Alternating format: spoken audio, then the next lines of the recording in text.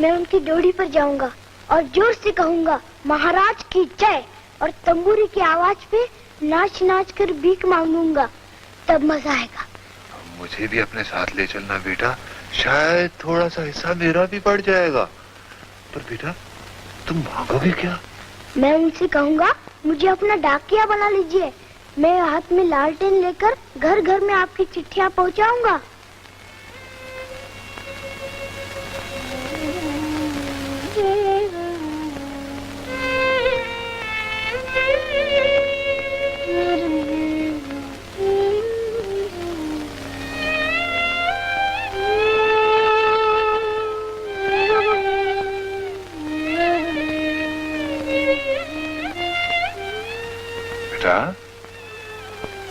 तुम्हें बिस्तर में दिन भर लेटना पड़ता है, तो इसमें तकलीफ की क्या बात है?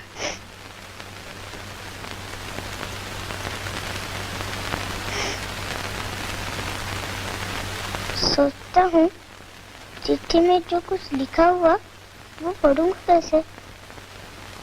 उस पर तुम्हारा नाम होगा, यही काफी है। तुम दोनों ने किस मुसीबत में डाल दिया मुझे? चारों तरफ ये खबर फैला रखी है कि राजा ने तुमको चिट्ठी भेजने के लिए डाकर बुलाया है, और मुखिया ने ये खबर राजा के कान तक पहुंचा दी है।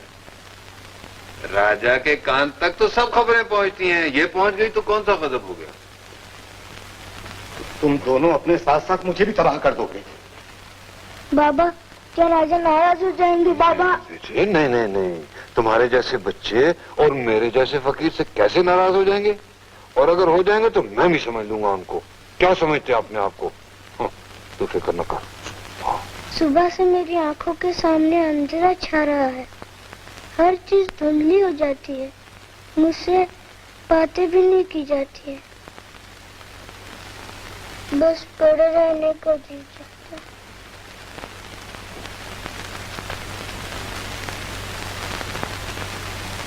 क्या राजा की चिट्ठी नहीं आएगी बाबा? आएगी बेटा, आज जरूर आएगी। कहो राजा के दोस्त, तुम्हारे नाम राजा की चिट्ठी आ गई? सच? ये बात झूठ क्यों होने लगी? राजा तुम्हारा दोस्त है और अपने दोस्त को सभी लिखते हैं चिट्ठी। ये रही राजा की चिट्ठी। बाबा, क्या ये ठीक है?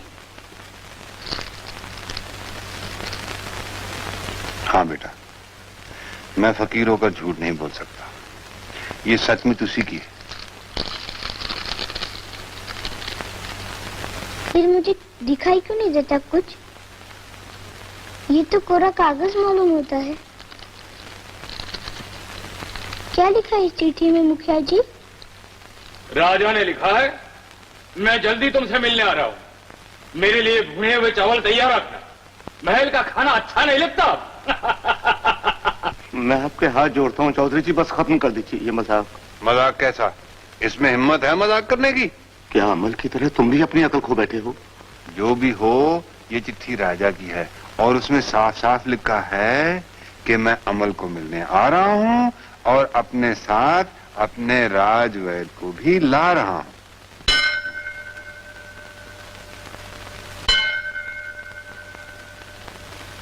रात का पहला पहर, क्या ध्रुव तारा ऊपर आ गया बाबा?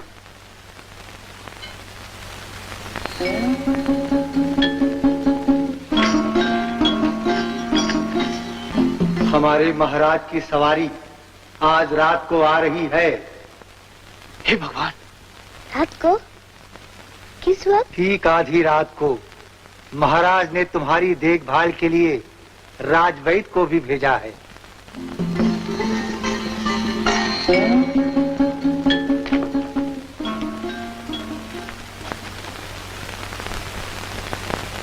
ये क्या?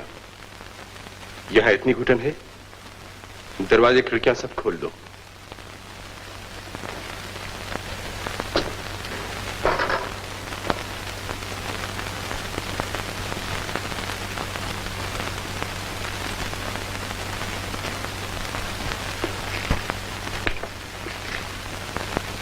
कैसी तबीयत है बेटा? अच्छा हूँ, बिल्कुल अच्छा हूँ। दर्द भी मिट गया, अंधेरा भी। अब मैं दूर तक देख सकता हूँ। जब आधी रात महाराज आएंगे उनके स्वागत के लिए उठ सकोगे? जरूर। मैं तो चलने फिरने के लिए कब से तड़प रहा हूँ। ये आदमी यहाँ नहीं रह सकता। उन्हें रहने दीजिए राजू भाई जी। राजा की चिट्ठी यही लाए थे मेरे लिए। खैर, तुम चाहते हो तो रह सकता है। बेटा, महाराज तुम पर मेहरबान हैं, खुद आ रहे हैं, उनसे जरूर कुछ ना कुछ मांगना। अपनी हालत तो जानते ही हो तुम। आप चिंता मत कीजिए काका जी, मैं उनसे जरूर मांगूंगा। क्या मांगेगा तू? मैं उनसे कहूँगा मुझे अपना डाकिया बना लीजिए। हे भगवान। मैं देश भर में घूम घूम के आपकी चिट्ठियाँ पहुँचाऊंगा। बस यही मांगेगा तू?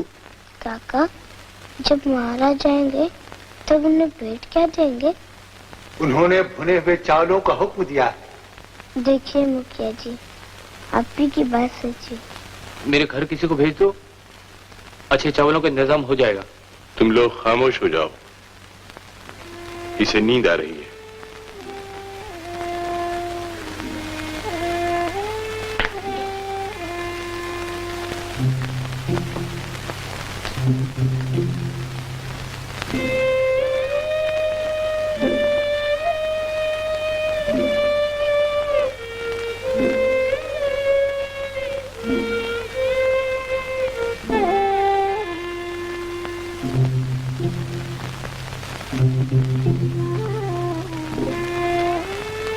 अंधेरा क्यों किया गया है? ये सब क्या हो रहा है? खामोश, अनजान आदमी। अमल, अमल, अमल सो गया है। मैं उसके लिए फूल लाई हूँ, उसके सिरहाने रख दूं? रख दो।